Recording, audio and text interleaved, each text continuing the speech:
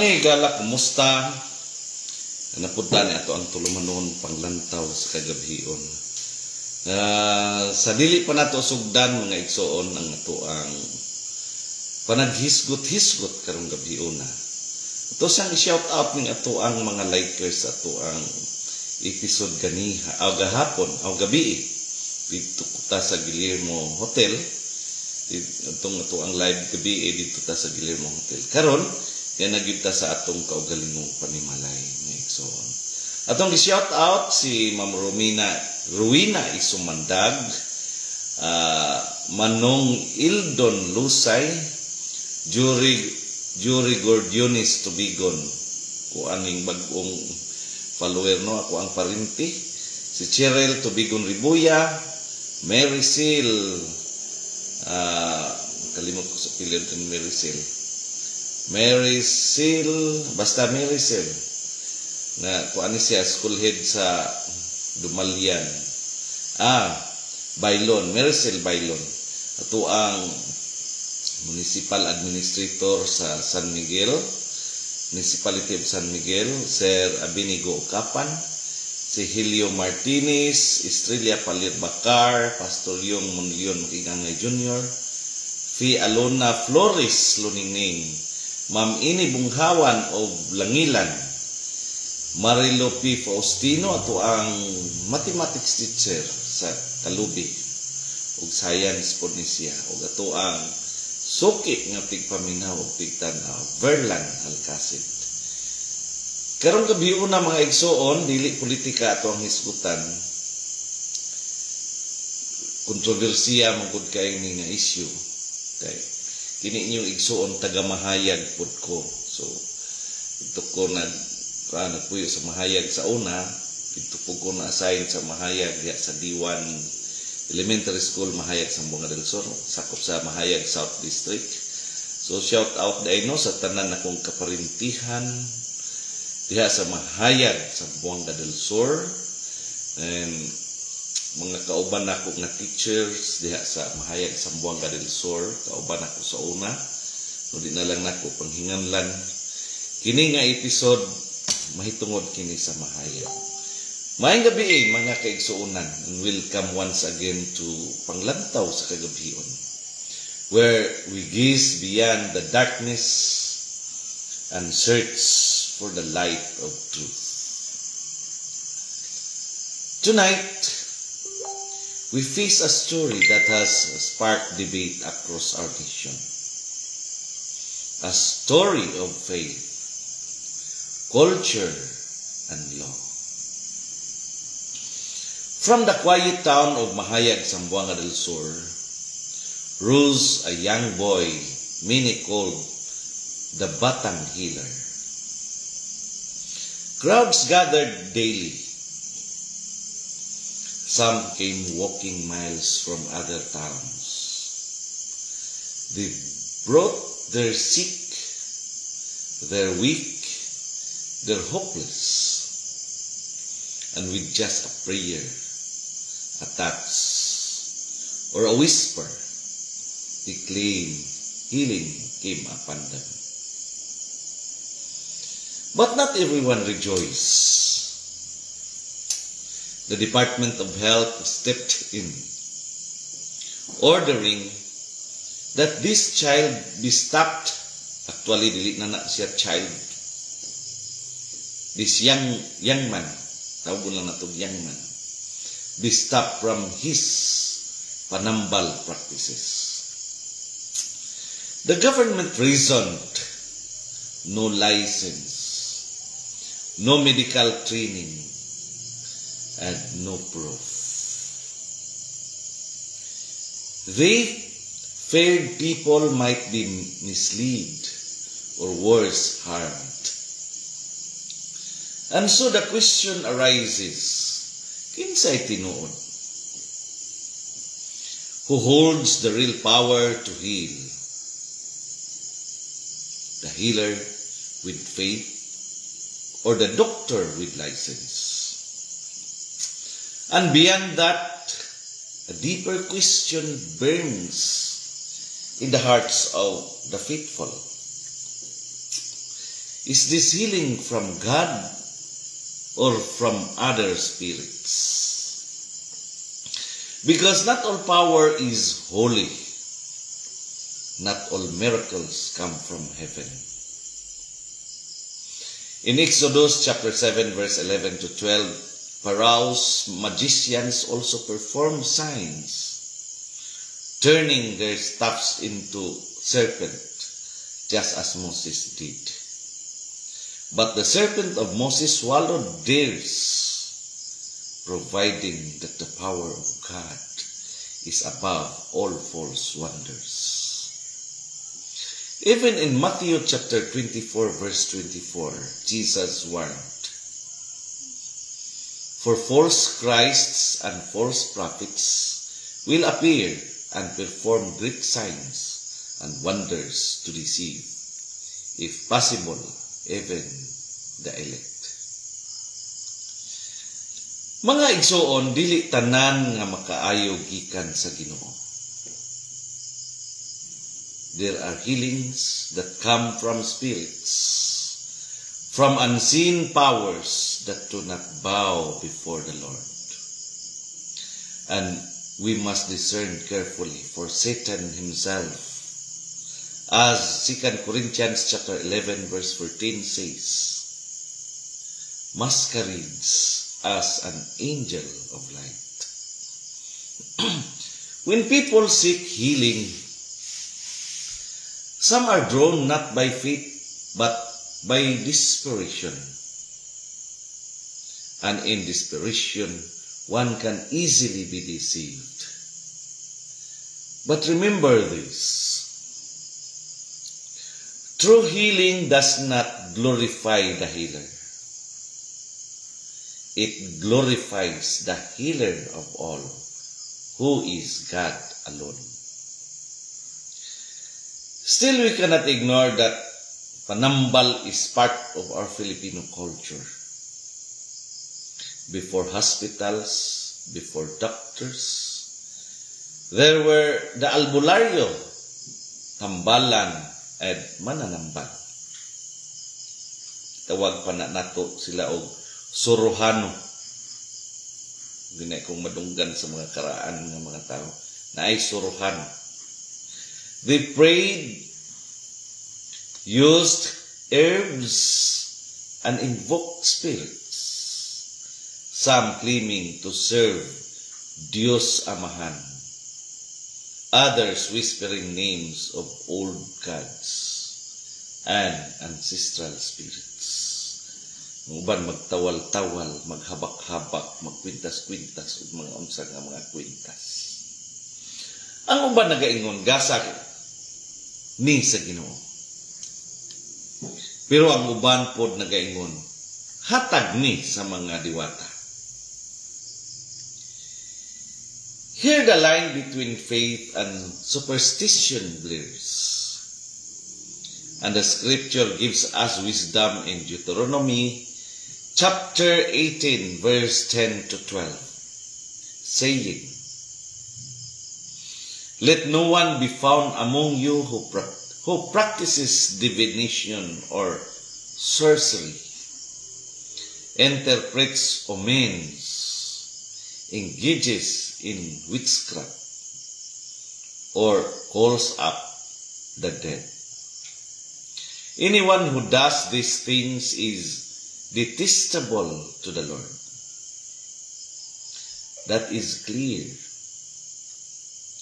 Healing that depends on spirits, chance, or unseen powers apart from God, that is not from heaven. But there is also the healing that comes through faith, the pure kind, rooted in prayer and surrender to God. James chapter 5 verse 14 to 15 tells us, is anyone among you sick? Let them call the elders of the church to pray over them and anoint them with oil in the name of the Lord. And the prayer offered in faith will make the sick person well. That kind of healing glorifies God, not man. It does not seal.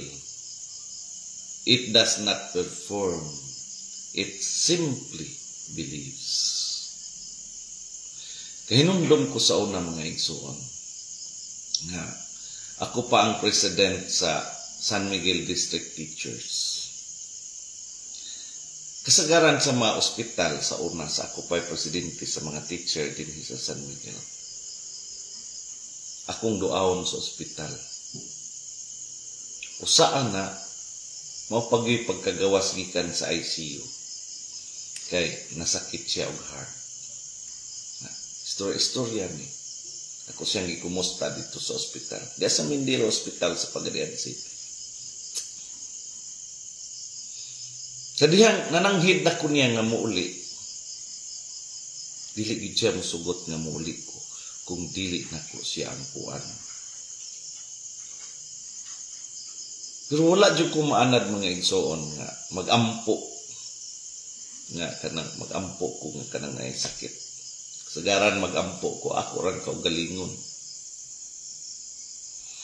Pero dili man gid siya musugot nga uli ko. Muhawa na ko sa ospital. Ako siyang giampuan. Gantod karon buhi pa siya mga igsoon. Master teacher na siya karon. So una teacher 1 pa man siya karon master teacher. Nasakit siya na diferensya sa iyang heart. Then ICU. Then nakagawas na sa ICU, ningduaw ko niya as president of the association. Then dili ko niya paulion kung dili na ko siya ampuan. Ningon ko, Lord, niampo ko, kinasingkasing din yung pag-ampo. Hangtod karon buhi pa siya. O master teacher na. I am very sorry, Sir Inting Talitayan. Nga ako kang i-mention din. Sir, may gabi ni mo diya. Shout out, Sir Inting Talitayan diya sa San Miguel San Miguel Elementary School, Central Elementary School and Speed Center. Sir Inting Talitayan, Master Teacher 1. No? Ganyan nga ang ato ding pag-ampo. Powerful po. Okay. Hantod karon naapa si Sir Inting Talitayan. Nga na ang power sa Ginoo, pero kanang mga tawal-tawal, mga singala na, mga habak-habak, pintas-pintas, o mga anting-anting, murag questionable na mga igsoon. Atong hisgutan ang balaod. Now the law, on the other hand, remind us of accountability. Under the Medical Act of 1959, Republic Act 2382, it is illegal for anyone to diagnose, treat, or prescribe medicine without a medical license. Unang ipaundang ng batang healer diha sa Tumapik, Mahayag sa Buanga del Sur, kay naamang gintay balaod, bahin ana. This law was made to protect life, because even good intentions can cause harm if guided by ignorance. Science, therefore, has its rightful place, for God also gives wisdom to doctors and scientists. As Luke, the writer of the Gospel, was himself a physician. So the question is not whether healing through prayer is wrong. It is whether that healing honors God or draws attention away from Him. Faith healing that glorifies man, that collects money, or that uses spirit outside of Christ, that is not healing. That is deception. But faith healing that depends on God's word, guided by prayer and humility. That is divine mercy in motion. Mga kaigsunan, ang pagtuog ang balaod, dili magbangga kung ang mutuyo mao ang kamatuoran. The government may regulate for safety, but the soul must also discern for truth. Because even when man stops a healer's hand, no one can stop God's will. In Jeremiah chapter 17 verse 14, we read, "Heal me, O Lord, and I will be healed. Save me, and I will be saved. For you are the one I praise." True healing begins with praise, not power. It is not found in rituals, but in repentance. And so tonight we are reminded that the spirit behind every healing must be tested. 1 John chapter 1 verse 1 declares, "Do not believe every spirit, but test the spirits to see whether they are from God." Because some healings impress, but only few transform. And those that transform always lead a soul closer to Christ. Mga igsoon, our land is full of wonders, but also of deceptions. The DOH or Department of Health may have acted to protect the people, and perhaps rightly so. But the greater task lies in every believer to discern whether the healing they seek is of God or of another. As we close tonight's reflection, remember this truth. Healing that comes from God brings peace. Healing that comes from other spirits brings confusion. Faith that honors Christ will never contradict His word. And in this in the balance of law and belief, let us walk with wisdom and humility. For Proverbs chapter 3 verse 7 to 8 says, "Do not be wise in your own eyes. Fear the Lord and shun evil. This will bring health to your body and nourishment to your bones." Mga kaigsudan, padayon ta sa pagtuo apan magbantay usab. For not every light comes from heaven, and not every healer is sent by God.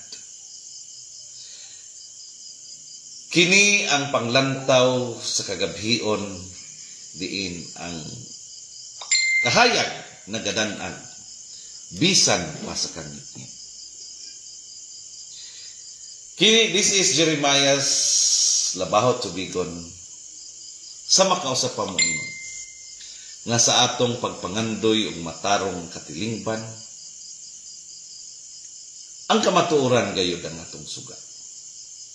Og sa kangit-ngit sa kasaysayan, ang tinud-anay nga pamunuan, ang labing hayag nga paglaom. This panglantaw sa kagabhion reminding you that truth heals deeper than touch, and only the Spirit of God gives life that lasts forever. Join us again tonight live on Facebook and YouTube for another panglantaw sa kagabhion where faith meets reason and truth conquers deception. Shout out Jory Gorjonis Tubigon, Elizabeth Mingo, and Alma Balatero Lunhas. Daghang kayong salamat sa inyong pagtanaw, pagpaminaw. Ug ang Dios magapanalangin kanatong tanan. Mayong gabi.